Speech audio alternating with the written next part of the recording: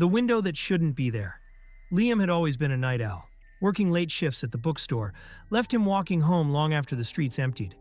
His apartment was small but cozy, an old brick building on the outskirts of town, where the rent was cheap and the neighbors kept to themselves.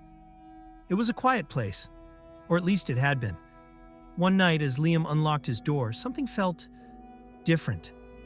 A strange unease settled over him, though he couldn't say why. The apartment was exactly as he had left it. Except for one thing, there was a window in his bedroom, a window that hadn't been there before. Liam stood frozen in the doorway, staring. His bedroom had only ever had one window, the one facing the street. But now on the opposite wall, there was another. A second window. His pulse quickened. Maybe he was just tired. Maybe he had somehow never noticed it before. But that was impossible. He had lived here for 3 years. Slowly, he stepped closer. The glass was pitch black, as if looking into an endless void. No streetlights, no reflection, just a gaping hole of darkness. Liam pressed his fingers to the glass. It was ice cold. A chill ran down his spine. Something about it felt wrong. That night, he slept in the living room. Over the next few days, the window remained. He avoided looking at it, throwing an old blanket over it. But it didn't help. He could still feel it there, like an unblinking eye watching him. Then the tapping started. At first it was soft, a faint rhythmic tap, tap, tap against the glass.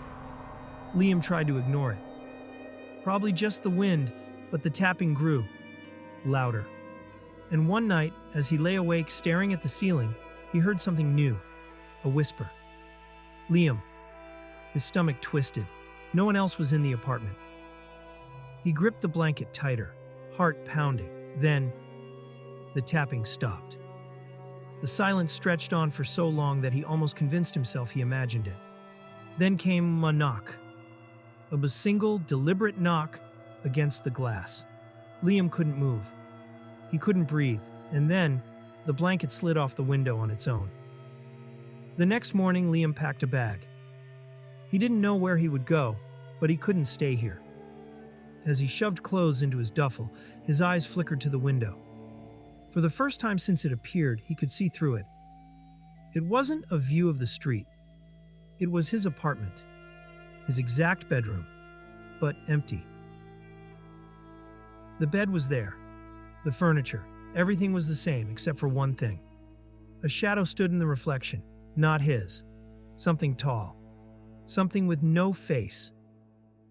It was standing in the corner, watching him. Liam's breath hitched. He spun around.